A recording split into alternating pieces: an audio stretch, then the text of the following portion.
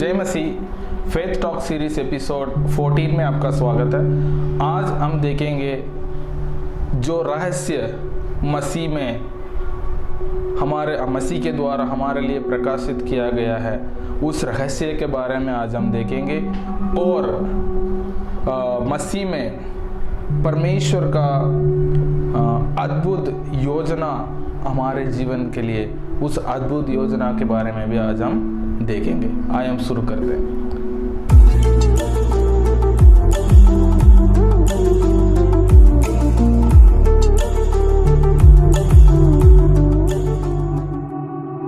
यफिसियों अध्याय 3 का 1। इसी कारण मैं पौलुस, जो तुम अन्य जातियों के लिए मसीह यीशु का बंदी हूँ।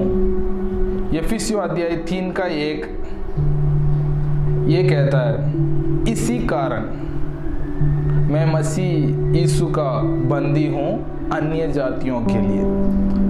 किस कारण पौलुस कहते हैं? तो हम पिछले अध्याय में हमने देखा था कि हम मसीह में एक नई सृष्टि है और हम सब एक शरीर का, एक देह का एक अंग है। We all belongs to one body। और उसके बाद पिछले अध्याय में हमने देखा था कि हम परमेश्वर का, पहले हम मसीह से, परमेश्वर से बहुत दूर थे, लेकिन अभी मसीह में हम परमेश्वर का नजदीक आ चुके हैं। उसके बाद और हम स्वर्गीय निवासी और परमेश्वर का परिवार का एक सदस्य बन चुके थे। किसके द्वारा? मसीह के द्वारा। तो पौलुस कहते हैं कि इस कारण मैं प्रभु यीशु मसीह का बंदी हूँ अन्य जातियों के लिए। हम सब जानते हैं परमेश्वर ने प्रेरित पौलुस को अन्य जातियों के लिए सुसमाचार सुनाने के लिए उनको बुलाया था। तो पौलुस जानते हैं कि परमेश्वर ने उनको किस मकसद के साथ बुलाया है। तो कहते हैं कि इस कारण के लिए, ताकि मैं अन्य जातियों को मसीह के द्वारा परमेश्वर तक पहुंचाऊं, परमेश्वर के परिवार में शामिल होने का उस सुसमाचार को उन तक पहुंचाने के लिए मसीह ने मुझे बुलाया है। और इस कारण मैं अभी बंद गृह में हूँ, जेल में हूँ, क्योंकि सुसमाचार सुनाने के कारण इनको बंदी गृह में जाना पड़ा। आप सब जानते हैं एफिसियों का पत्री जो है बंदी गृह में पौलुस ने लिखा था उस पत्री को। और तो पौलुस कहते हैं कि मैं ऐसा नहीं हूँ कि रोमियों की वजह से या यूनानी सरकार का वजह से मैं बंदी गृह के में, वो बिल्कुल जानते हैं कि मैं सुसमाचार सुनाने के द्वारा, इसलिए वो कहते हैं कि वो मैं उनका बंदी हूँ, लेकिन मैं मसीह यीशु का बंदी हूँ। वो कहते हैं उसके बाद किस कारण से? सुसमाचार प्रचार करने का कारण से। और किसके लिए? अन्य जातियों के लिए। तो हम पौलुस जो है दूसरों के लिए सुसमाचार, यहूदियों के लिए सुसमाचार सुनाने के लिए उनको नहीं बुलाया गया, लेकिन अन्य जातियों के लिए। अन्य जातियों मतलब हमारे लिए, जो हम यहूदी नहीं थे, उनके लिए सुसमाचार सुनाने के लिए पौलुस को बुलाया गया। तो हम उसके बाद एफिसियों के अध्याय 3 का 2 और 3 देखते हैं। यदि तुमने परमेश्वर के उस अनुग्रह के प्रबंध का सुसमाचार सुना हो जो तुम्हारे लिए मुझे दिया गया, अर्थात ये है कि वह वेद मुझ पर प्रकाशन के द्वारा प्रकट हुआ है, जैसे मैं पहले से मैं लिख चुका हूँ। तो पौलुस कहते हैं कि जो रहस्य, जो वेद की बात है, वो परमेश्वर ने प्रभु यीशु मसीह के द्वारा पौलुस को प्रकाशित किया।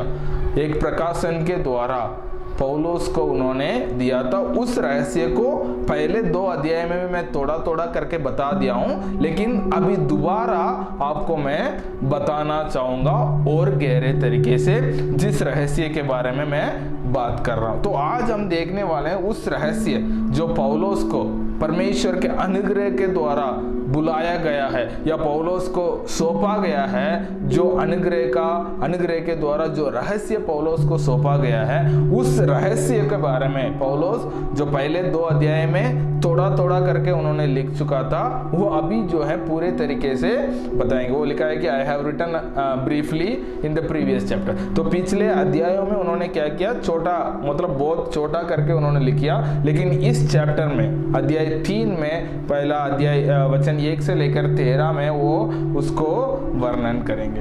तो ये कहते हैं कि जो जिम्मेदारी है, ये जिम्मेदारी जो है परमेश्वर के अनुग्रह के द्वारा मुझे दिया गया है। पहले पौलुस जो है एक बार परमेश्वर के सुसमाचार प्रचार करने वालों को और परमेश्वर के लोगों को सताने वाला था, और परमेश्वर के प्रभु यीशु मसीह को नहीं मानने वाला था। जो भी यीशु मसीह के बारे में प्रचार करते हैं उनको वो परसिक्यूट करने वाला था, सताने वाला व्यक्ति था, और उसके हाथ में परमेश्वर ने उसके अनुग्रह के द्वारा इस सेवकाई को, सुसमाचार का इस सेवकाई को पौलुस के हाथ में सौंपा गया है। और जो रहस्य जो पौलुस बताने वाले हैं, उस रहस्य को स्वयं पौलुस भी नहीं जानते थे, पौलुस भी नहीं जानते थे।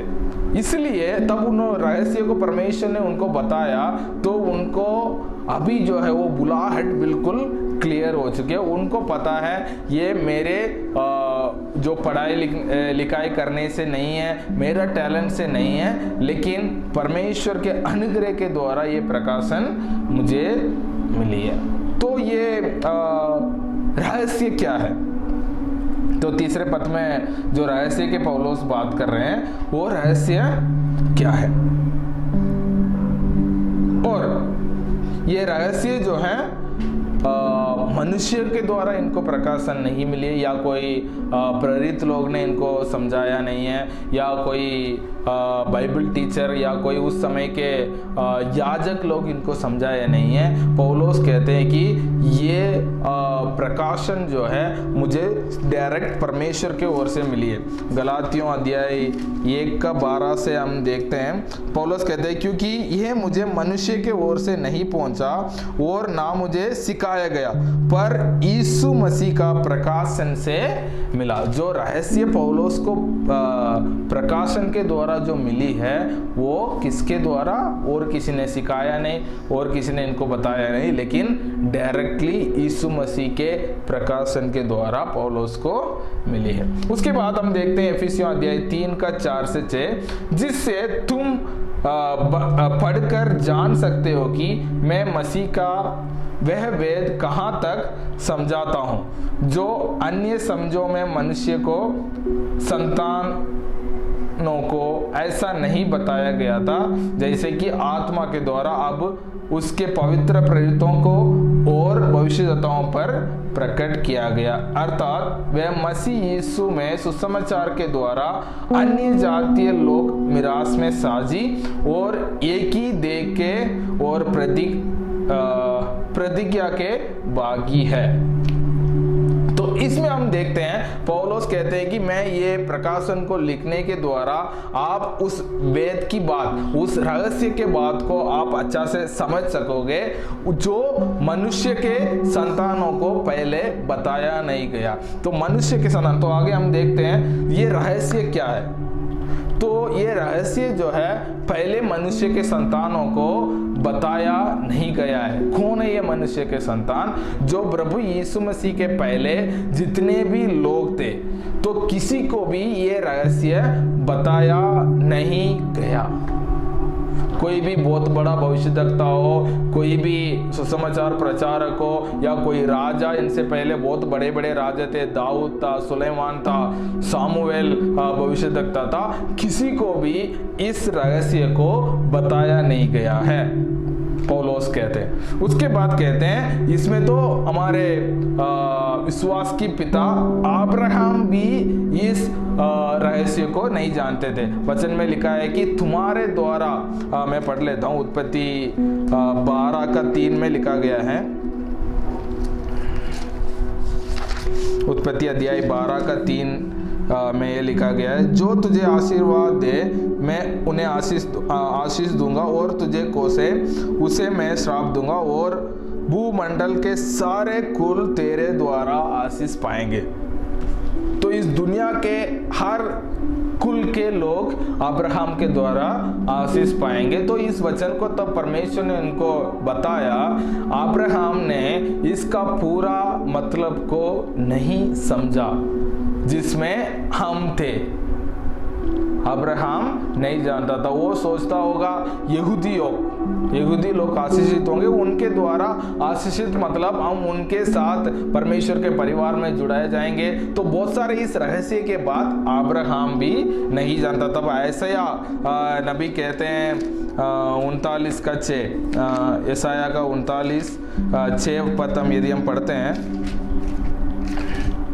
39 नहीं है 49:6 49:6 यदि हम पढ़ते हैं, मैं तुझे जाति जाति के लिए ज्योति ठहराऊंगा कि मेरा उद्धार पृथ्वी के एक ओर से दूसरी ओर तक फैल जाए, है ना। ऐसा 49:6 में ऐसा लिखा है कि मैं तुझे जाति जाति के लिए ज्योति ठहराऊंगा कि मेरा उद्धार पृथ्वी के एक ओर से दूसरी ओर तक फैल जाए। तो ये तब ऐसा नबी ये प्रचार कर रहे थे, ये भविष्यवाणी कर रहे थे, वो भी नहीं जानते थे कि तो दुनिया के कोने कोने तक मतलब सब लोग एक परिवार में जुड़ जाएंगे। तो ये सुसमाचार, ये रहस्य उनको पुराने नियम को भविष्यद्वक्ताओं को ना पता चला, ना विश्वास के पिता अब्राहम को पता था, ना राजाओं जितने भी भविष्यद्वक्ता होते किसी को इस रहस्य को बताया नहीं गया, और पुराने नियम के कोई भी संतों को इस रहस्य को बताया नहीं गया। इतना तक कि पतरस प्रेरित पतरस को भी इन बातों को ग्रहण करने के लिए और एक्सेप्ट करने के लिए बहुत मुश्किल हुआ था। इसलिए परमेश्वर ने उनको एक दर्शन दिखाया था। आप प्रेरितों के काम अध्याय 10 में पढ़ते हैं तो उनको एक दर्शन में बताया गया है कि अन्य जाति लोग भी मसीह के परिवार में शामिल है। ठीक है, तो अभी मैं इस रहस्य के बातों को बताना चाहूंगा। ये रहस्य ये है, इसमें लिखा है कि अन्य जाति लोग भी मिरास में भाग लेते हैं, साझी हैं। इसका मतलब अन्य जाति लोग भी जो परमेश्वर के संतान होने का परमेश्वर ने अधिकार दिया, और जो भी विरासत परमेश्वर के लोगों के लिए या यहूदी लोगों के लिए था, उसमें अन्य जाति लोग को भी मसीह के द्वारा भाग दिया गया है। उसके बाद अभी यहूदियों और अन्य जातियों मसीह में एक देह का अंग है।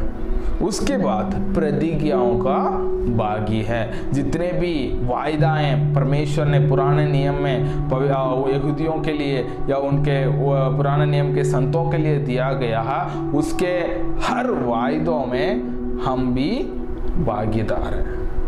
उसके बाद हम इफिसियों 3:7 में देखते हैं, मैं परमेश्वर का अनुग्रह के उस दान के अनुसार जो उसकी सामर्थ्य के प्रभाव के अनुसार मुझे दिया गया है, उस सुसमाचार का सेवक बना। तो पौलुस कहते हैं कि मैं सुसमाचार का सेवक बनाऊं।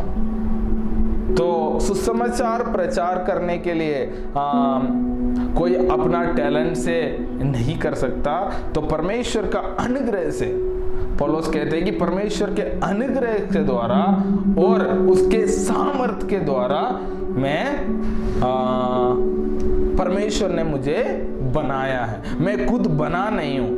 जो सेवक जो है वो खुद नहीं बनते हैं, उनको नियुक्त किया जाता है। तो परमेश्वर ने पौलुस को नियुक्त किया, परमेश्वर ने उनको बुलाया, उनको चुना, उनके ऊपर परमेश्वर का अनुग्रह दिया और उनको सामर्थ्य दिया। उसके द्वारा वो सुसमाचार प्रचार करने की सेवक बना। उसके बाद हम देखते हैं इफिसियों अध्याय 3:8 और 9, मुझ पर जो सब पवित्र लोगों में से छोटे से भी छोटा हूं, ये अनुग्रह हुआ कि मैं अन्य जातियों को मसीह के धन का सुसमाचार सुनाऊं और सब पर ये बात प्रकाशित करूं कि उस वेद का प्रबंध क्या है और सबके सृजनहार परमेश्वर में आदि से गुप्त था।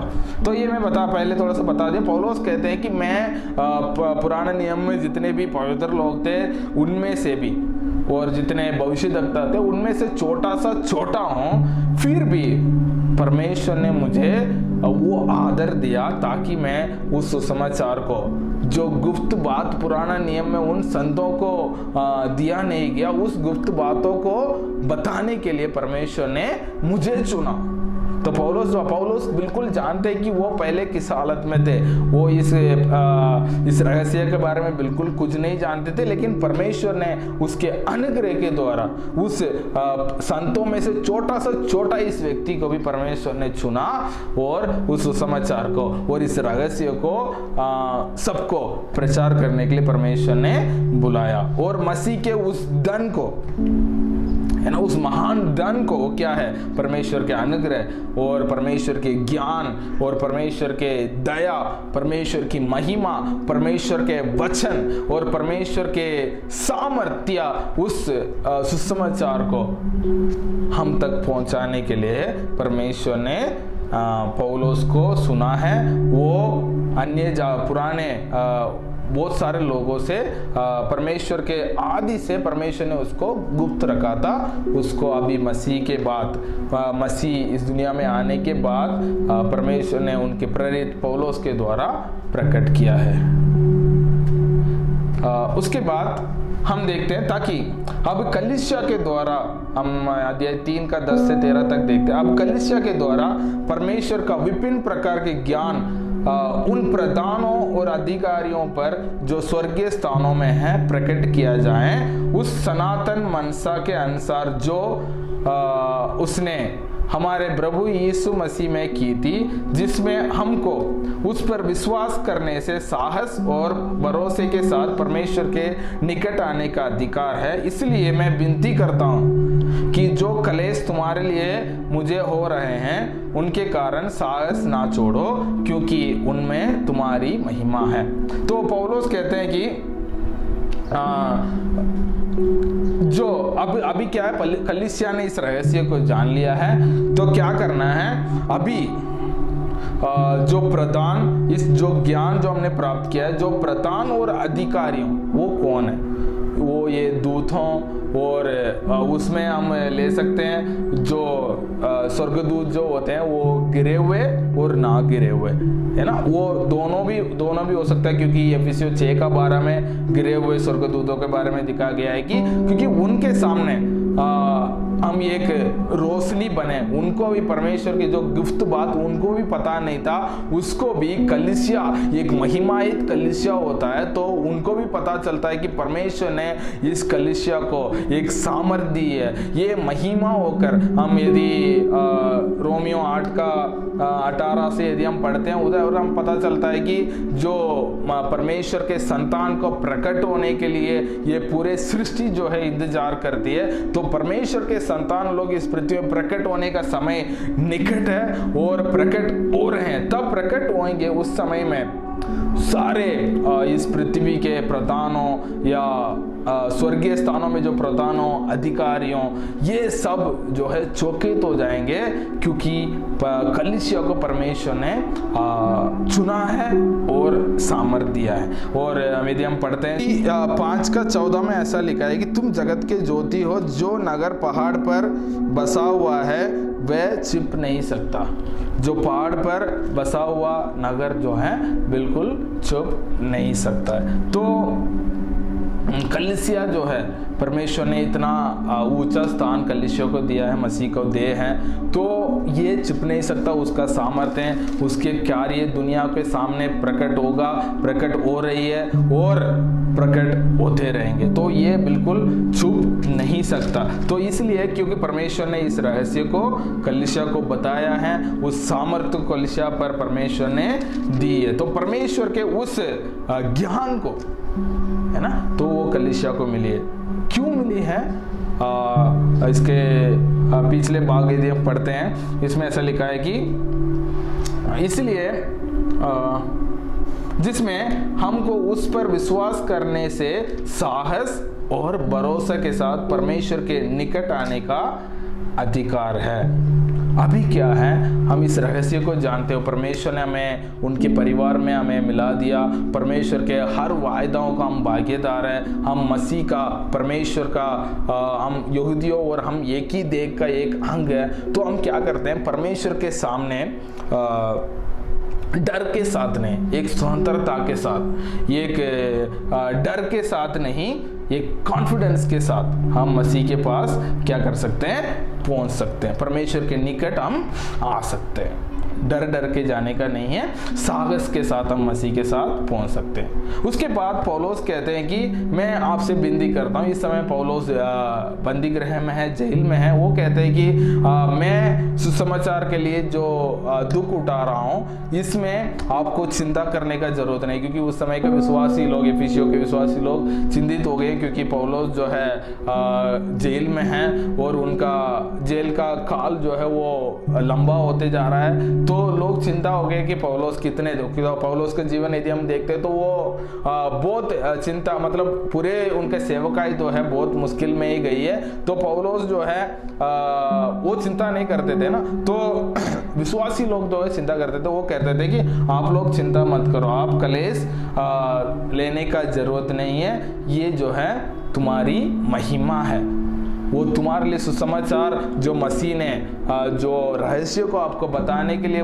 मुझे बुलाया है, उस रहस्य के काम को मैं बता चुका हूँ। और आप लोग मसीह में अभी मसीह का निकट हो चुके हो, मसीह के परिवार के एक सदस्य हो चुके हैं। तो एक महिमा के लिए मैं इस दुख को झेल रहा हूँ, इसलिए आपको बिल्कुल चिंता करने का जरूरत नहीं है। तो पौलुस को यदि हम रोमियो का 8 का 18 हम पढ़ते हैं तो पौलुस कहते हैं कि रोमियो 8 के 18 एक वचन पढ़ के मैं खत्म करना चाहूंगा। ये कहते हैं, क्योंकि मैं समझता हूं कि इस समय के दुख और कलेश उस महिमा के सामने हम पर जो प्रकट होने वाली है कुछ भी नहीं है, क्योंकि सृष्टि बड़ी आशा भरी दृष्टि से परमेश्वर के पुत्रों को प्रकट होने की बाट जो रही है।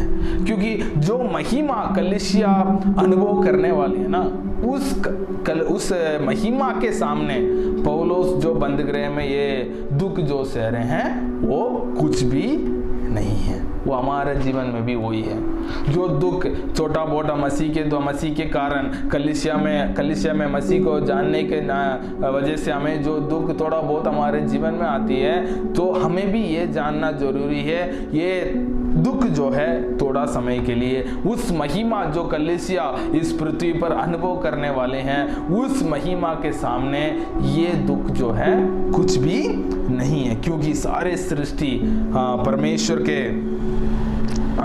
पुत्रों को प्रकट होने के लिए बाट जो रहे हैं। तो हमें उस पोजीशन में पहुंचना है, परमेश्वर के उस सामर्थ्य को हमारे जीवन के द्वारा प्रकट करने वाला व्यक्तियां परमेश्वर का पुत्र बनने का समय आ चुका है। तो आइए हम प्रार्थना करें। आज हम परमेश्वर को धन्यवाद दें, परमेश्वर ने उस गुप्त बातों को जो पुराने नियम के संतों को भी पता नहीं चला, उस गुप्त बातों को हमें बताया, हमें परमेश्वर के उस परिवार के एक सदस्य बनाया। अभी किसी भी समय में हम परमेश्वर के पास जा सकते हैं। पहले कितना दूर थे, लेकिन परमेश्वर ने मसीह में हमें नजदीक लाया।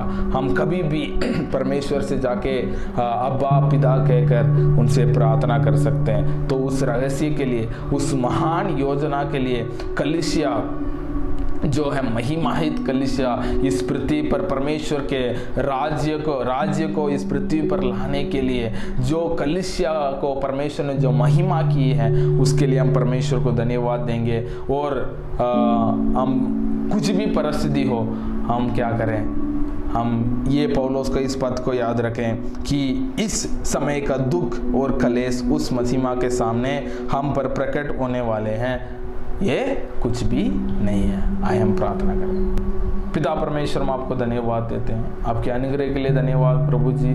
पिता परमेश्वर, आपने आपके इस महान अद्भुत योजना जो मसीह में हमारे लिए है, इसलिए हम धन्यवाद देते हैं प्रभु जी। पिता परमेश्वर, हमें आपके परिवार में आपने शामिल किया प्रभु जी। हम कितने दूर से आपने हमें नज़दीक लाया पिता परमेश्वर। हमें डर की आत्मा नहीं दी पिता परमेश्वर। हमें कभी भी पिता परमेश्वर आपके सहू में पहुंचने के लिए आपने हमें अनुग्रह किया। धन्यवाद करते हैं प्रभु जी। पिता परमेश्वर, जो गुप्त बातें, जो रहस्य की बातें, जो वेद की बातें पिता परमेश्वर भविष्यद्वक्ताओं को, राजाओं को, पिता परमेश्वर आपके हमारे विश्वास के पिता अब्राहम को भी पिता परमेश्वर जो रहस्य के बात को आपने गुप्त रखा था, उस बातों को पिता परमेश्वर आपने हमें दिया।